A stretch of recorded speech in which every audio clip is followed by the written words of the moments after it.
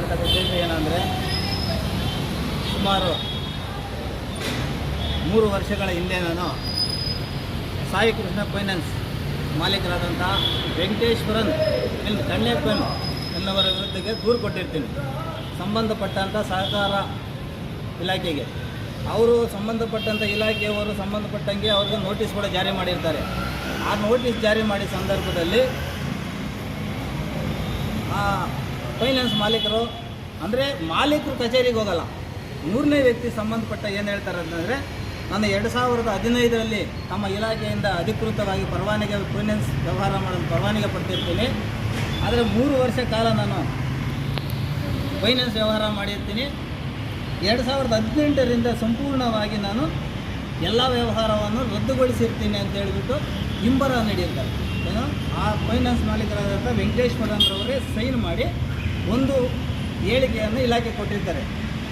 ಆದ ನಂತರ ಏನು ಮಾಡ್ತಾರೆ ಅಂತಂದರೆ, ದಿನಾಂಕ 13/10/2023ರಲ್ಲಿ ಯಾವುದೇ ದಾಖಲೆ ಕೊಡದೆ ಹೇಳಿಕೆ ಕೊಟ್ಟಿರ್ತೀನ ಆ ಸಂಬಂಧಪಟ್ಟಂತ ಅಂದರೆ ನ್ಯಾಯಾಲಯನೇ ಅದು, ಕೋರ್ಟೇ, AR ಆಫೀಸರ್ ಕೋರ್ಟಲ್ಲಿ ಇನ್ನೊಂದು ದಿನಾಂಕ ಕೊಡ್ತಾರೆ. ಯಾಕೆ ಏನು ಹೇಳ್ತಾರೆ ಅಂತಂದರೆ, ಇದುವರೆಗೂ ನೀವು 3 ವರ್ಷ 2015-18ವರೆಗೂ ನಡೆಸಿರ್ತಕ್ಕಂಥ ಯಾವುದೇ ಸಂಬಂಧಪಟ್ಟ ನ್ಯಾಯಾಲಯಕ್ಕೆ ಸಂಬಂಧಪಟ್ಟ ದಾಖಲೆಗಳು ಕೊಟ್ಟಿರಲ್ಲ. 2018ರಿಂದ ನೀವು ಪೂರ್ಣವಾಗಿ ಸ್ಥಗಿತಗೊಳಿಸಿರ್ತಕ್ಕಂಥ ಸಂಬಂಧಪಟ್ಟಂತಹ ಯಾವುದೇ ದಾಖಲೆಗಳನ್ನು ಇಲಾಖೆಗೆ ನೀವು ಕೊಟ್ಟಿರಲ್ಲ. ಅದರಿಂದ 17/11/2023 ಬೆಳಿಗ್ಗೆ 11:30 ಗಂಟೆಗೆ ಸಂಪೂರ್ಣ ದಾಖಲೆಗಳನ್ನು ಒದಗಿಸಿ ನೀವು ಏನು ಮುಕ್ತಾಯಗೊಳಿಸಿರೋ ಅದಕ್ಕೆ ಸಂಬಂಧಪಟ್ಟಂತಹ ಅಂಥೇಳಿ ತಿಳಿಸಿರ್ತಾರೆ. ಆದರೆ ಸಂಬಂಧಪಟ್ಟ ಇಲಾಖೆ ಅಧಿಕಾರಿಗಳು ಆದೇಶ ಮಾಡಿ 3 ವರ್ಷ ಕಳೆದಿದ್ದರೂ ಇದುವರೆಗೂ ಯಾವುದೇ ರೀತಿಯಾದಂಥ ದಾಖಲೆಗಳನ್ನು ಒದಗಿಸದೆ ಇವತ್ತು ರಾಜ್ಯಾರೋಷವಾಗಿ ದಿನನಿತ್ಯ ಲಕ್ಷಾಂತರ ಕೋಟ್ಯಾಂತರ ರೂಪಾಯಿ ವ್ಯವಹಾರವನ್ನು ಏನೋ ಅಂಗಡಿಗಳು, ಕಚೇರಿಗಳು, ಕೆಲವು ಸರ್ಕಾರಿ ಕಚೇರಿಗಳಲ್ಲಿ ಅವರು ಏನು ಇಲಾಖೆ ಕಚೇರಿಯಲ್ಲಿ ಕೆಲಸ ಮಾಡ್ತಕ್ಕಂಥ ಹುಡುಗರು ದಿನನಿತ್ಯ ಕಲೆಕ್ಷನ್ ಮಾಡ್ತಾ ಇರ್ತಕ್ಕಂಥದ್ದು ಕೂಡ ನಮ್ಮ ಹತ್ರ ದಾಖಲೆಗಳಿದೆ. ಇಷ್ಟೆಲ್ಲ ವ್ಯವಹಾರ ಇದ್ದರೆ ಕೂಡ, ಇಷ್ಟು ಕೋಟ್ಯಾಂತರ ರೂಪಾಯಿ ವ್ಯವಹಾರ ನಡೆಸ್ತಾ ಇದ್ರೂ ಈ ಸಾಯಿ ಕೃಷ್ಣ ಫೈನಾನ್ಸ್ ಮಾಲೀಕರು ನಾನು ಯಾವುದೇ ಲಾಭೇದೇವಿ ನಡೆಸ್ತಾ ಇಲ್ಲ, ನಾನು ಯಾವುದೇ ಲಾಭೇದೇವಿ ನಿಲ್ಲಿಸಿಬಿಟ್ಟಿದ್ದೀನಿ ಅಂತ ಕೊಟ್ಟಿದ್ದ ಉದ್ದೇಶವೇನು ಅಂದರೆ, ಈ ಇದ್ದೇ ಸಂಬಂಧಪಟ್ಟಂಥ ಇವರಿಂದ ಎಷ್ಟೋ ಜನ ಹಾಳಾಗಿರ್ತಕ್ಕಂಥ ಉದಾಹರಣೆಗಳಿವೆ. ಅಂಥವರೆಲ್ಲನೂ ಇವತ್ತು ಅವರಿಂದ ನಾನು ಕಂಪ್ಲೇಂಟ್ ಮಾಡಿ ಆಚೆ ಬರ್ತೀನಿ ಅನ್ನೋ ಉದ್ದೇಶದಿಂದ ಮತ್ತೆ ಬಗ್ಗೆ 3ನೇ ಆದರೆ ನೀನು ಮಾಲೀಕನಾದಂಥವನು ಕಚೇರಿಗೆ ಹೋಗಲ್ಲ, 3 ವರ್ಷ ಮಾಡ್ತಾಯಿದ್ರಿ. ಏನೋ ದಿನನಿತ್ಯ ಚೀಟಿ ನಡೆಸ್ತಾ ಇದ್ರಿ.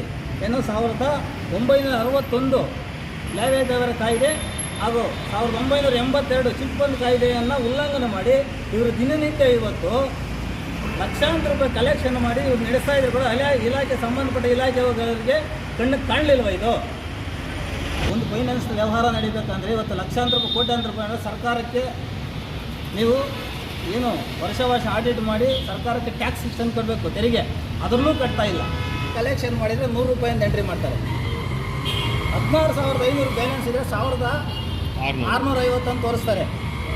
ಆಯಿತಾ? ಇದೆಲ್ಲ ಏನು ಇವತ್ತು ಅಂದರೆ ಇದು ಪೇಪರ್ ಸಾರ್ವಜನಿಕರು ರೈತರಿಗೆ ಆಗ್ತಾಗಿರ್ತಕ್ಕಂಥ ಅನ್ಯಾಯವನ್ನು ತಡಿಬೇಕು. ಯಾಕಂದರೆ ಈ ಫೈನಾನ್ಸ್ ಒಂದು ರದ್ದಾಗಿದೆ. 2023ರಲ್ಲಿ ಅಂದರೆ 2018ರಲ್ಲೇ ಲೈಸೆನ್ಸ್ ರದ್ದು ಮಾಡಿದ್ದೆ, ನಾನು ಯಾವುದೇ ವ್ಯವಹಾರ ಮಾಡ್ತಾ ಇಲ್ಲ ಅಂತ ಹೇಳಿಕೆ ಕೊಟ್ಟಾಗ ಇವತ್ತು ಯಾವುದೇ ಒಬ್ಬರು ಎತ್ಕೊಂಡೋಗಿ ಸಂಬಂಧಪಟ್ಟ ನಾವು ಅನ್ಯಾಯ ಆಗಿದ್ರಿ, ನಾವು ಮೋಸಕ್ಕೆ ಒಳಗಾಗಿದ್ರಿ ಅಂತೇಳಿ ದೂರು ಕೊಟ್ರೇನು ಇದ್ರ ಹಿಂದೆ ಅವ್ನು ಹೇಳ್ಬಿಡ್ತಾರೆ. ಅದನ್ನು ಫೈನಾನ್ಸ್ ಮಾಲೀಕರು ನೋಡಿ, ಸ್ವಾಮಿ ನಾವು 2023ರಲ್ಲೇ ನಾನು ಹೇಳಿಕೆ ಕೊಟ್ಟು ಬರ್ಕೊಟ್ಬಿಟ್ಟಿದ್ದೀನಿ, ನಾನು ಯಾವುದೇ ವ್ಯವಹಾರ ಮಾಡ್ತಾ ಇಲ್ಲ ಅಂತ. ಅದರಿಂದ ದಯವಿಟ್ಟು ಏನು 2018ರಲ್ಲಿ ವ್ಯವಹಾರ ಮಾಡ್ತಾ ಇಲ್ಲ ಅಂತ ಸ್ಥಗಿತಗೊಳಿಸಿರ್ತಕ್ಕಂತಹ ಸಾಯಿ ಕೃಷ್ಣ ಫೈನಾನ್ಸ್ ಮಾಲೀಕರ ವಿರುದ್ಧ ಕೂಡಲೇ ಕಾನೂನು ಕ್ರಮ ಕೈಗೊಂಡು ಅವರು ತನಿಖೆ ನಡೆಸಿ, ಏನು ರೈತರು ಇವ್ರು ಕೇಳ್ಕೊಳ್ಳೋದ್ರಿಂದ ಇವರು ತನಿಖೆ ನಡೆಸಿ ಇವರು ಕರಪತ್ರ ಮುಖಾಂತರ ಹಂಚಬೇಕು. ಯಾಕಂದರೆ ಇಂಥ ಫೈನಾನ್ಸ್ ಒಂದು ಸಾಯಿ ಕೃಷ್ಣ ಫೈನಾನ್ಸ್ ವೆಂಕಟೇಶ್ವರನ್ರವರು ರದ್ದುಗೊಳಿಸಿದ್ದಾರೆ. ಇವ್ರ ಹತ್ರ ಯಾವುದೇ ವಹಿವಾಟವನ್ನು ವ್ಯವಹಾರ ಮಾಡಬಾರದು ಅಂತೇಳಿ ಸಾರ್ವಜನಿಕರಿಗೆ ತಿಳಿಪಡಿಸುವಂತೆ, ಹಾಗೆ ಕೂಡಲೇ ಕಾನೂನು ಕ್ರಮ ಮಾಲೀಕರ ಮೇಲೆ ಕಾನೂನು ಕ್ರಮ ತೆಗೆದುಕೊಂತ ನಾನು ಈ ಪತ್ರಿಕಾ ಹೇಳಿಕೆ ಮುಖಾಂತರ